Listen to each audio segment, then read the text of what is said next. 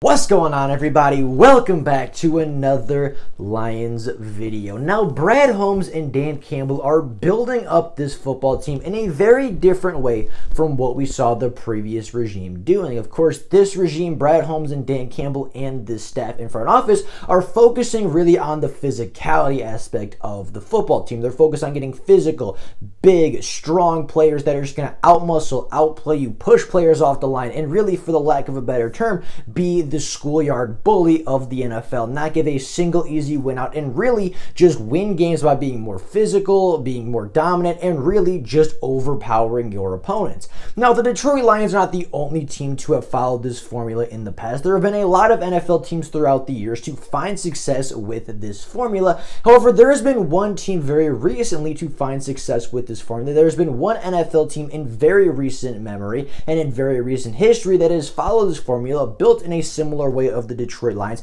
and found success, whereas a few years prior they had very little of it. Now, in today's video, I want to talk about the Lions compared to the Cleveland Browns. The Cleveland Browns, of course, are a team that just made the playoffs for a first time in a very long time and had their first winning season for the first time since 2007. Now, the Detroit Lions are building up their franchise in a very similar way to how Cleveland did it after their 0-16 season in 2017. And just like the Cleveland Browns, I believe the Detroit Lions in just a few short years are going to see a lot of success in the win column and hopefully in playoff victories. Now, before we get into talking and comparing these two teams, of course, being the Cleveland Browns to the Detroit Lions, if you are new to the channel and you are enjoying the content, please consider liking the videos and subscribing to the channel. It takes just 2 seconds out of your day to do so. It's quick, it is free, and it is very easy to do. As I said, it takes just 2 seconds and you'd be helping the channel out more than you could possibly know. So if you could do that, take those 2 seconds to like and subscribe. I'd be greatly appreciative for it. But with all that being said, without any further ado, let's get right into comparing the Detroit Lions to the Cleveland Browns, their similarities, their differences, and how the Detroit Lions may be seeing Cleveland-like success very, very soon. So look at Anthony Ryder from South Lyon, Michigan, recently selected as the Lions 2020 Fan of the Year. He has a passion about sports broadcasting. With the 112th selection in the 2021 NFL Draft, the Detroit Lions select Amon-Ra St. Brown, wide receiver, USC. One pride, baby! Yeah!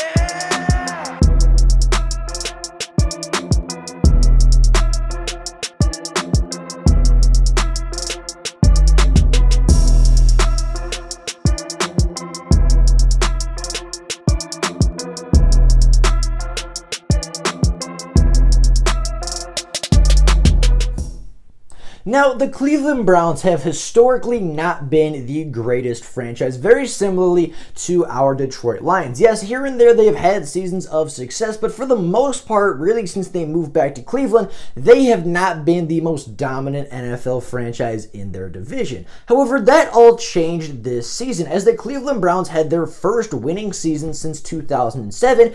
They had their first playoff appearance for the first time since 2002, and recorded their first playoff win for the first time since 1994. Now, the Cleveland Browns are coming off an incredibly good season, going 11-5 and making it to the divisional round of the NFL playoffs, where they very narrowly lost to the Kansas City Chiefs, who then went on to play in last year's Super Bowl. Now, Cleveland, coming off a very good season and coming off a season that they can be very proud of, are gearing up yet again to go on a Super Bowl run. They have the talent, they have the coaching, and they are a good enough team to make a deep playoff run and potentially even a Super Bowl championship run in the very near future. However, a couple years ago, after the 2017 season, that was the farthest thing from their mind. Coming off an 0-16 season in 2017, the Cleveland Browns were the laughingstock of the NFL. They were the worst of the worst, and they were arguably the worst NFL team to ever hit the field.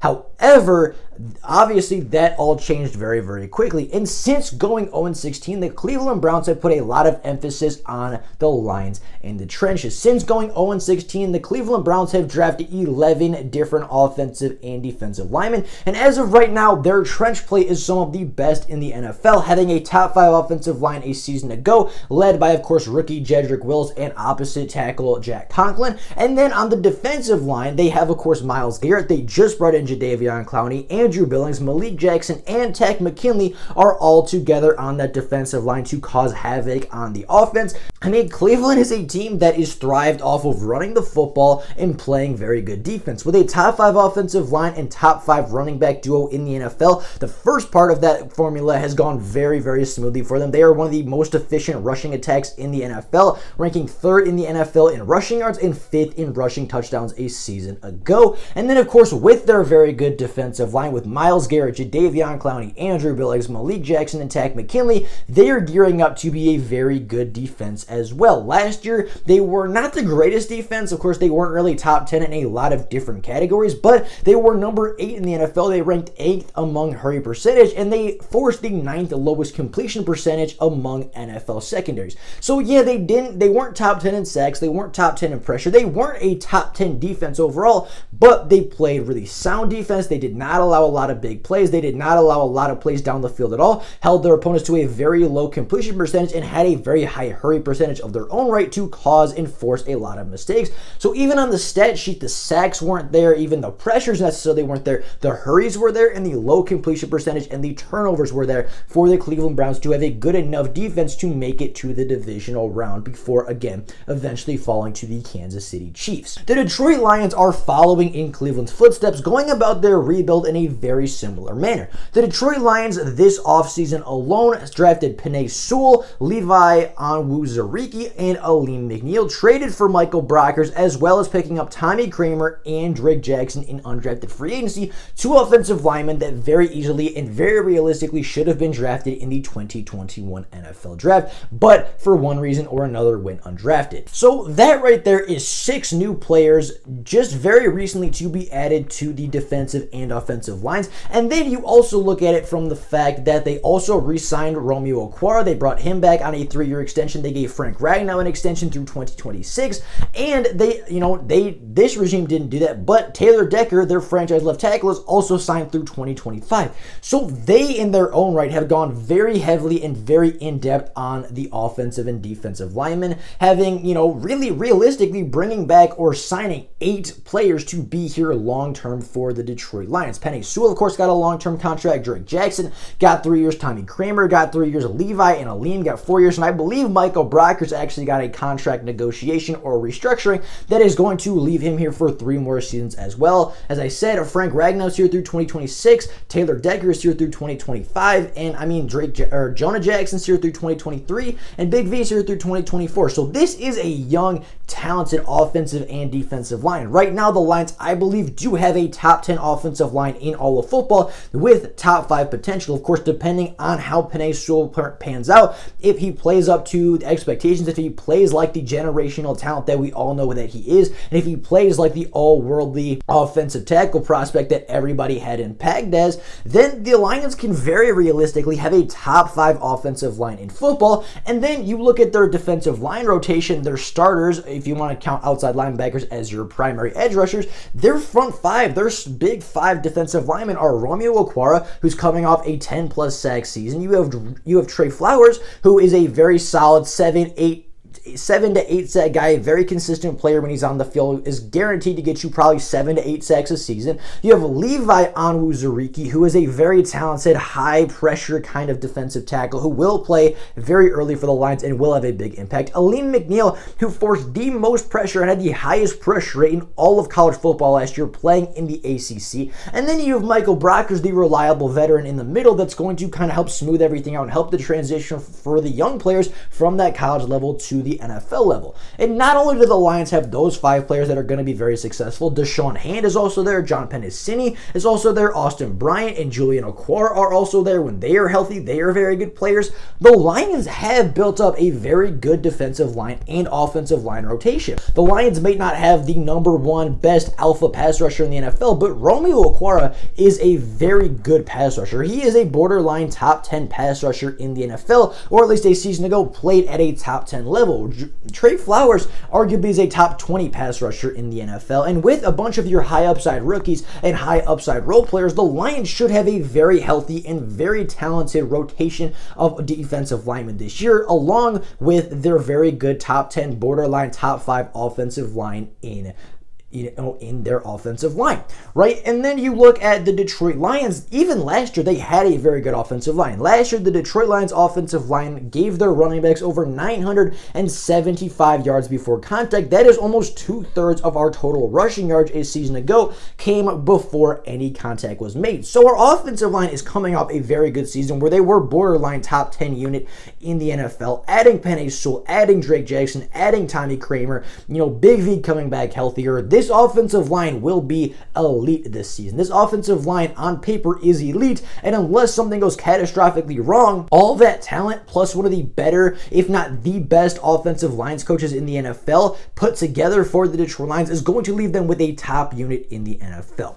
And, looking at the running backs, because of course the Browns' big identity recently has been their rushing attack, the Lions have built up a pretty solid rushing core as well, a pretty solid core of running backs in their own right. Of course, Nick Chubb and Kareem Hunt are the leaders of that Cleveland Brown backfield. Nick Chubb averaging 5.6 yards per carry a season ago, and Kareem Hunt averaging 4.2. DeAndre Swift is coming off a rookie season where he averaged 4.6 yards per carry and 5.5 yards per touch. And Jamal Williams, the new free agent pickup, is coming off a season where he averaged 4.2 yards per carry, which is the exact same as Kareem Hunt. The Lions are also bringing in a rookie in Jamar Jefferson, who last year in the Pac-12 averaged 6.5 yards per carry, which of course being at the college level is still very impressive. Yes, it was at the college level against maybe not the greatest defenses, but Jamar Jefferson is more than capable of getting you big runs and more than capable of having at least a 4.2, if not higher, yards per carry average. Now you might say, okay, yeah, the Lions have a solid backcourt, but they don't really have a guy like Nick Chubb, right? They don't have that dominant top 5 running back in the NFL, and I will admit that may be true. The Lions may not have anybody with the talent or upside of Nick Chubb. However, DeAndre Swift is not that far behind of the Pro Bowl caliber running back. Nick Chubb in his rookie season averaged 5.4 yards per touch, right? Combining his rushing stats and his receiving statistics, he averaged 5.4 yards per touch in his rookie season, while DeAndre Swift averaged 5.5. So as rookies, DeAndre Swift was actually a more productive back per touch than Nick Chubb was. Now, Nick Chubb, I think, is a little bit better and a little bit more natural runner of the football, but DeAndre Swift is not that far behind Nick Chubb when it comes to vision and contact balance. Nick Chubb, I think, has a little bit more top-end speed, but as far as just their running ability, DeAndre Swift and Nick Chubb are not that far apart, and I do believe DeAndre Swift is a better receiving back than Nick Chubb, even though Nick Chubb is by no means a poor receiving back in his own right. And not to mention, DeAndre Swift averaged 4.6 yards per carry, which was a yard per carry less than Nick Chubb, but DeAndre Swift was a rookie last season in an offense that didn't use him correctly for a majority of the season, and this year going into it, he will be the number 1 running back in week 1. He will get way more carries and way more volume of targets this season, and will be behind a far better run blocking unit and a far better run blocking offensive line this season than he saw a season ago. So don't be surprised if you see DeAndre Swift get into that 5 yards per carry average. Don't be surprised if you see him get very close to Nick Chubb's 5.6 yards per carry, and don't be surprised if you see Jamal Williams stay at that 4.2 or be very close or very similar to Kareem Hunt when it comes to yards per carry on average.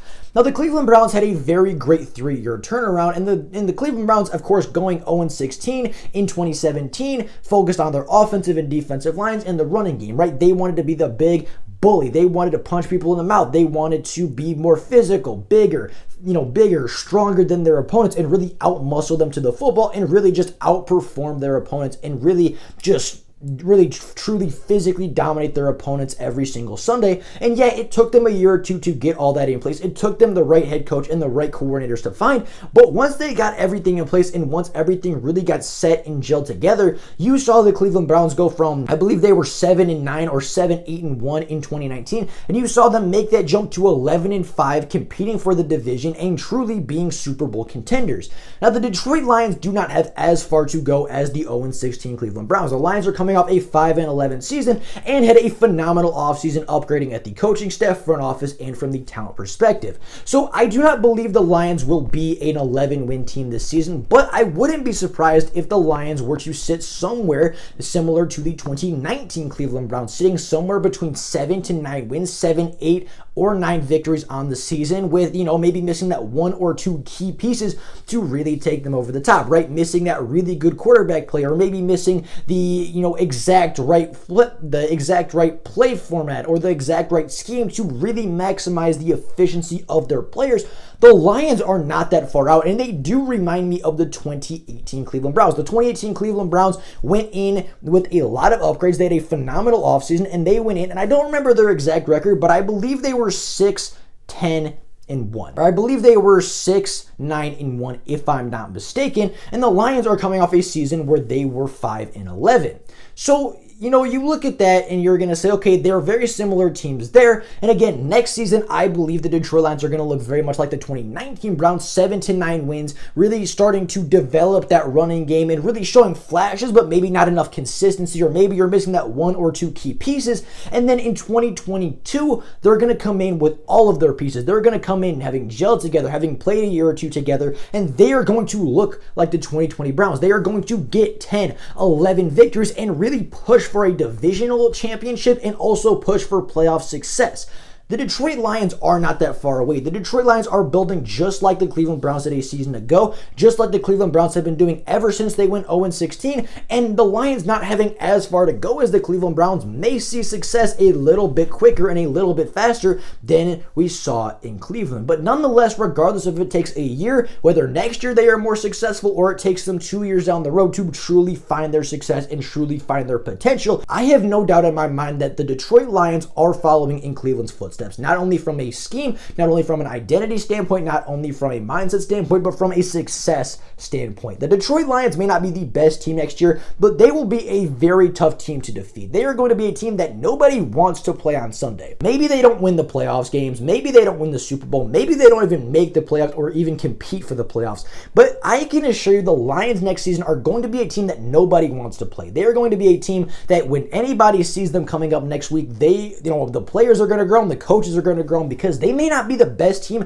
but they are going to be a very difficult out this year, just like Cleveland was a season ago or 2 seasons ago at this point.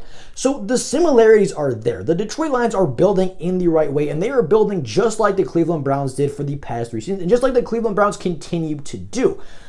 I believe the Detroit Lions are going to follow in the footsteps of Cleveland, which is something I did not think I would say a few years ago. And I believe not only from a team building standpoint, not only from an identity standpoint, but from a success standpoint, you will see the Detroit Lions follow a very similar path to the Cleveland Browns. Now, with all that being said, that is all for you guys today. Let me know down in the comments what you think. Do you think there is enough similarities between the Browns and the Lions to show that success? Do you think the Detroit Lions are going to see Cleveland Brown as success in a season or 2? I'd be very curious to hear what you guys think about the topic, but with all that being said, that is all for you guys today. Thank you all so much for watching the videos, and until next time, and as always, of course, go Lions!